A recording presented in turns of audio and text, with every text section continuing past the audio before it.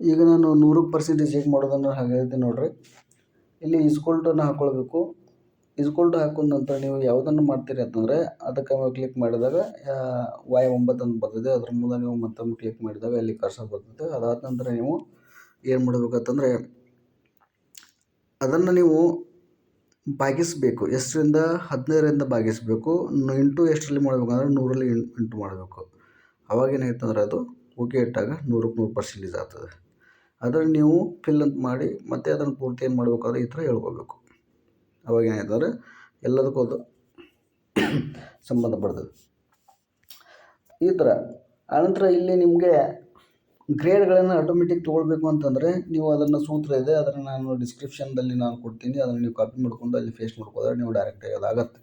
ಇಲ್ಲಿ ಬರ್ತಂದ್ರೆ ನೀವೇನು ಮಾಡ್ಬೇಕಂತಂದ್ರೆ ಅಲ್ಲಿ ಯಾವುದೇ ಕಾಲಮನ್ನು ಹಾಕೋಬೇಕು ಅದನ್ನು ಹಾಕೋಬೇಕು. ಇಲ್ಲಿ ನಾನು ತೋರಿಸ್ತೀನಿ ನೋಡಿರಿ. ನನಗೆ ಇಲ್ಲಿ ಇಸ್ಕೊಲ್ ಟು ಇಫ್ ಅಂತ ಹಾಕ್ಕೊಂಡು ಇಂಟು ಬ್ರಾಕೆಟ್ ಅಂತದಲ್ಲ ಇದನ್ನ ಹಾಕ್ಕೊಂಡು ಆ್ಯಂಡ್ ಹಾಕ್ಕೊಂಡು ಈ ಥರ ಇದೆ. ಈ Z9 ಎಲ್ಲಿಂದ ಬರ್ತಿದೆ ಅಂತಂದರೆ ಅದು ಇಲ್ಲಿದೆ ನೋಡಿರಿ. ಇದು Z9 ಅಂತಂದರೆ ಈ Z9 ಏನಾಗಿದೆ ಅಂದರೆ Z9 100 ಇದೆಯಲ್ಲ, 100 ಲೆಸ್ ದೆನ್ 30 ಇತ್ತಂದರೆ ಅದು ಸಿ ಆಗ್ತದೆ. ಮತ್ತು ಇದು ಏನದಲ್ಲ ಆ್ಯಸ್ ಇಟ್ ಈಸ್ ಇದು ಹೆಂಗೆ ಹಾಕಿರ್ತೀನಲ್ಲ ಹಾಗೆ ನೀವು ಡಿಸ್ಕ್ರಿಪ್ಷನ್ದಲ್ಲಿ ಇರುವಂಥದ್ದನ್ನು ಕಾಪಿ ಮಾಡಿ ನಿಮ್ಮಲ್ಲಿ ಪೇಸ್ಟ್ ಮಾಡ್ಕೋಬೇಕ್ರಿ. ಅವಾಗ ಏನಾಗುತ್ತೆ ಅಂದರೆ ಅದು ಸರಿ ಆಗುತ್ತೆ. ಒಂದು ವೇಳೆ ಸರಿಯಾಗಿ ಹೋಗದೇ ಇದ್ದರೆ ನಿಮ್ಮ ಕಾಲಮ್ದಲ್ಲಿ ಇದು Z9 ಅಂತ ಬಂದಿದೆಯಲ್ಲ ಅಲ್ಲಿ ಏನಾದರೂ ಬೇರೆ Y9 ಇದ್ರೆ ನನ್ನ ಮಾಡಿರುವಂಥ ಕಾಲಮನ್ನೇ ಹಾಕಿದರೆ ನಿಮಗೆ ಸೇಮ್ ಟು ಸೇಮ್ ಬಂದಿರ್ತದೆ, ಏನು ತೊಂದರೆ ಇಲ್ಲ. ನಾನು ಅದನ್ನು ಡಿಸ್ಕ್ರಿಪ್ಷನ್ ಕೊಡ್ತೀನಿ. ಅದು ಕೂಡ ಏನಾಗುತ್ತೆ ಅಂದರೆ ಆಟೋಮೆಟಿಕ್ ನಿಮ್ಮದು ಗ್ರೇಡನ್ನು ತೊಗೊಂಡ್ಬಿಡ್ತೈತೆ ಅದು. ಈಗ ಫಾರ್ ಎಕ್ಸಾಂಪಲ್ ನೋಡ್ರಿ, ನಾನು ಗ್ರೇಡನ್ನು ಹೇಗೆ ತೊಗೊಳ್ತೇನೆ ಅನ್ನೋದನ್ನು ಹೇಳ್ತೀನಿ ನಾನೀಗ. ಇಲ್ಲಿ ನೋಡಿರಿ, ಇಲ್ಲಿ ಮೊದಲೇ ನಮಗೆ A+ ಅಂತ ಬಂದಿದೆ. 100ಕ್ಕೆ 100 ತೊಗೊಂಡು ನಾವು A+ ಬಂದಿದೆ. ನಾನು ಅಲ್ಲಿ ಒಂದನೇದವ್ಗೆ ಏನು ಮಾಡ್ತೀನಿ ಅಂದರೆ ಮಾರ್ಕ್ಸನ್ನು ಕಡಿಮೆ ಮಾಡ್ತೀನಿ ನಾನೀಗ. ಅವನಿಗೆ ಒಂದೇ ಲೆವೆಲ್ ಹಿಡಿದೇನೆ ಈಗ 2 ಮಾರ್ಕ್ಸ್ಗಳನ್ನು ತೆಗಿತೀನಿ. ಇಲ್ಲಿ ಕ್ಲಿಯರ್ ಮಾಡ್ತೀನಿ. ಆನಂತರ ಇದನ್ನು ಕೂಡ ಕ್ಲಿಯರ್ ಮಾಡ್ತೀನಿ. ಆನಂತರ ಇದನ್ನು ಕ್ಲಿಯರ್ ಮಾಡ್ತೀನಿ. ಅವಾಗ ಒಟ್ಟು ಏನಪ್ಪ ಅಂದರೆ 2 ಮಾರ್ಕ್ಸ್ಗಳು ಬಂದವ. 2 ಮಾರ್ಕ್ಸ್ಗಳು ಒಟ್ಟು ಎಷ್ಟು ಅಂದರೆ 6 ಮಾರ್ಕ್ಸ್ ಬಂದವ ಅವಾಗ. ಸಾರಿ, ಇಲ್ಲಿಂದ ತೆಗಿತೀನಿ ನಾನು. ಒಟ್ಟು 8 ಮಾರ್ಕ್ಸ್ ಆಗ್ತೈತೆ ಅವ್ನು. ಅವ್ನು ಒಟ್ಟು ಎಷ್ಟು ಆಯ್ತಂದರೆ 8 ಮಾರ್ಕ್ಸ್ ಆಯಿತು. 8 ಅಂದರೆ 15ಕ್ಕೆ 5%. 100ಕ್ಕೆ 8% ಅಂದ್ರೆ 33. ನೋಡಿ ಆಟೋಮೆಟಿಕ್ ಗ್ರೇಡ್ ಐದನೇ ಆಯ್ತಂದ್ರೆ ಅವನು ಬಿ ಗ್ರೇಡ್ನಲ್ಲಿ ಬಂದಂಗೆ ಆಯಿತು. ಇಷ್ಟು ನೀವು ಏನು ಮಾಡ್ಬೇಕಂತಂದರೆ ಮಾಡಿದರೆ ನಿಮ್ಮದು ಏನು ಒಮ್ಮೆ ಮಾಡಿದರೆ ಇದನ್ನು ನೀವು ಏನು ಮಾಡ್ಬೋದು ಅಂದರೆ ಬಳಸ್ಕೋಬೋದು. ಹೆಂಗೆ ಬಳಸ್ಕೋಬೋದು ಅಂತಂದರೆ ಈಗ ನೀವು ಇದನ್ನು ಏನದಲ್ಲ ಇದನ್ನು ಇಲ್ಲಿ ಕೆಳಗಡೆ ಮೂಲೆಯಲ್ಲಿ ಏನಿದೆ ನೋಡಿರಿ, ಇಲ್ಲಿ ಈ ಥರ ನಿಮಗೆ ನಾನು 8th ಇಂಗ್ಲೀಷ್ ಈ ಥರ ಹಾಕಿದ್ದೀನಲ್ಲ, ಅದ್ರ ಮೇಲೆ ಕ್ಲಿಕ್ ಮಾಡಿ ನೀವು ಏನು ಮಾಡ್ಬೋದು ಅಂತಂದರೆ ಅದನ್ನು ಇಲ್ಲಿ ಡುಪ್ಲಿಕೇಟ್ ಅಂತ ಇದೆಯಲ್ಲ, ಡುಪ್ಲಿಕೇಟ್ ಅಂತ ಹೊಡೆದ್ರೆ ಅದು ಮತ್ತೇನಾಗುತ್ತೆ, ಮತ್ತೊಂದು ಕಾಪಿ ಆಗ್ತದೆ ಮಗ್ಳು. ಅದ್ರ ಸೈಡಲ್ಲಿ ಇನ್ನೊಂದು ಆಗ್ತದೆ.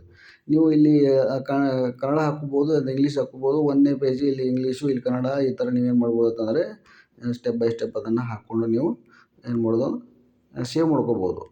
ಇದನ್ನು ನೀವು ಪ್ರಿಂಟ್ ಹೇಗೆ ಕೊಡ್ಬೋದು ಅಂತಂದರೆ ಇದು ಆಟೋಮೆಟಿಕ್ ನೀವು ಕ್ಲೋಸ್ ಮಾಡಿದರೂ ಕೂಡ ಏನಾಗುತ್ತೆ ಅಂದರೆ ಅದು ಸೇವ್ ಆಗ್ತದೆ.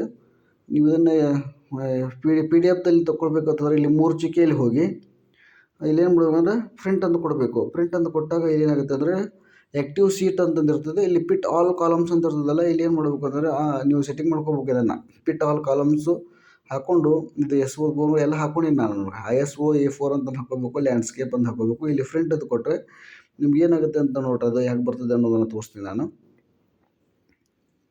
ಈ ಥರ ನಿಮಗೆ PDF ಬಂದುಬಿಡ್ತದೆ. ಈ ಥರ ಒಂದು ಪೇಜ್ದಲ್ಲಿ ಬೇಕಾದ್ರೆ ಈ ಥರ PDF ಬರ್ತದೆ. ಇದನ್ನು ನೀವು PDFದಲ್ಲಿ ಹಾಕ್ಕೊಂಡು ಇದನ್ನು ನಿಮ್ಮ ಏನು ಮಾಡ್ಬೋದು ಅಂದರೆ ಇಲ್ಲಿ ಸೇವ್ ಕಲಿಕಾಚೇತರಿಗೆ F1 ಅಂತಂದ್ರೆ ನೀವು ಸೇವನ್ನು ಈ ಥರ ಕೊಡ್ಕೋಬೋದು. ಕೊಟ್ಟರೆ ನಿಮ್ಮ ಗ್ಯಾಲರಿಯಲ್ಲಿ ಬರ್ತದೆ, ನಿಮ್ಮ ಫೈಲ್ನಲ್ಲಿ ಬರ್ತದೆ ಅದು. ಅದನ್ನು ನೀವು ಪ್ರಿಂಟ್ ತೊಗೊಂಡು ಇಟ್ಕೊಳ್ಬೋದು. ಈ ಥರ ನೀವು ನಿಮ್ಮ ಏನಪ್ಪ ಅಂತಂದರೆ ಇನ್ನೊಂದು ಹೇಳೋದನ್ನು ಬಿಟ್ಟು ನಾನು ಇಲ್ಲಿ ಮರ್ಜ್ ಮಾಡೋದನ್ನು ಹೇಳಿದ್ದೀನಿ. ನಾನು ಮರ್ಜ್ ಮಾಡೋದು, ಇಲ್ಲಿ ಕಲರ್ ಮಾಡೋದನ್ನು ಹೇಳ್ತೀನಿ ನೋಡ್ರಿ. ನಾನು ಇದು ನಿಮ್ಗೆ ಏನಾದರೂ ಈ ಕಲರ್ಸನ್ನು ಈ ಥರ ನಾವು ಮಾಡಿದ್ನೆಲ್ಲ ಈ ಥರ ಕಲರ್ ಮಾಡಬೇಕು ಅಂತಂದರೆ ಇದ್ರ ಮೇಲೆ ಕ್ಲಿಕ್ ಮಾಡಿ ಏನು ಮಾಡಬೇಕು ಅಂತಂದರೆ ಇಲ್ಲಿ ಕೆಳಗಡೆ ಇದಾವೆ ನೋಡ್ರಿ, ಇಲ್ಲಿ ಕೆಳಗಡೆ ಬರ್ತಿದ್ದು ಅದನ್ನು ತೋರಿಸ್ತೀನಿ ನಾನು.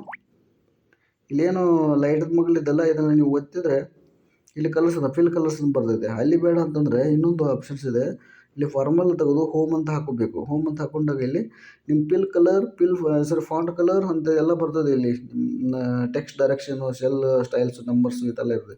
ನೀವು ಇದರ ಕಲರ್ನ ಚೇಂಜ್ ಮಾಡ್ಕೊಳ್ಳಿ. ಫಿಲ್ ಕಲರ್ ಅಂತ ಇದೆಯಲ್ಲ, ಇಲ್ಲಿ ಹೋಗಿ ನೀವು ಫಿಲ್ ಕಲರನ್ನು ಹಾಕೋಬೋದು. ನೀವು ಬಾರ್ಡರ್ನ ಕೂಡ ಹಾಕ್ಕೊಳ್ಬೋದು. ನಿಮಗೆ ಫಾಂಟ್ ಕಲರನ್ನು ಕೂಡ ನೀವು ಇಲ್ಲಿ ಹಾಕ್ಬೋದು. ಫಾಂಟ್ ಕಲರ್ ಇರ್ತದೆ ಅಂದರೆ ಫಿಲ್ ಕಲರ್ ಇರ್ತದೆ. ಇದನ್ನು ನೀವು ಏನು ಮಾಡ್ಬೋದು ಅಂತಂದರೆ ಆ ಕಲರನ್ನು ಹಾಕ್ಕೊಂಡು ನೀವು ಡಿಸೈನ್ ಮಾಡ್ಕೊಬೋದು. ಒಂದು ವೇಳೆ ನಿಮ್ಗೆ ಇಲ್ಲಿ ಇಡೀ ಇಷ್ಟು ಪೇಜ್ಗೆ ಕೂಡ ನೀವು ಬ್ಯಾಕ್ಗ್ರೌಂಡ್ ಬೇಕಾಗಿದೆ ಅಂತ ಅಂದ್ಕೊಳ್ರಿ. ಇಷ್ಟು ಪೇಜಿಗೆ ನೀವು ಬ್ಯಾಕ್ಗ್ರೌಂಡ್ ಬೇಕು ಅಂತಂದರೂ ಕೂಡ ನೀವು ಇಲ್ಲಿ ಹೋಗಿ ಫಿಲ್ ಕಲರ್ ಅಂತಂದು ಹೋಗಿ ಏನು ಮಾಡಬೇಕು ಅಂದರೆ ಯಾವ ಕಲರ್ ಬ್ಯಾಕ್ಗ್ರೌಂಡ್ ಬೇಕಲ್ಲ ಆ ಕಲರ್ ನೀವು ಬ್ಯಾಕ್ಗ್ರೌಂಡನ್ನು ನೀವು ಹಾಕೋಬೋದು. ಈ ಥರ ಇದನ್ನು ಹಾಕ್ಕೊಂಡು ನೀವು ಈ ಎಕ್ಸೆಲನ್ನು ನೀವು ಬಳಸ್ಕೊಳ್ಬೋದು. ಇಷ್ಟು ಇವತ್ತು ಕಲಿಕಾಚೇತರಿಕೆ ಏನಪ್ಪ ಅಂತಂದರೆ ಮೌಲ್ಯಮಾಪನವನ್ನು ಎಕ್ಸೆಲ್ ಶೀಟ್ನಲ್ಲಿ ಹೇಗೆ ಮಾಡೋದು ಅನ್ನುವಂಥ ಒಂದು ವಿಡಿಯೋ. ಇನ್ನು ಮುಂದಿನ ವಿಡಿಯೋದಲ್ಲಿ ಮತ್ತೆ ಬೇರೆ ಥರದ ಒಂದು ಮಾಹಿತಿಯನ್ನು ನಾನು ನೀಡಲು ಪ್ರಯತ್ನಿಸ್ತೇನೆ. ನಮಸ್ಕಾರ.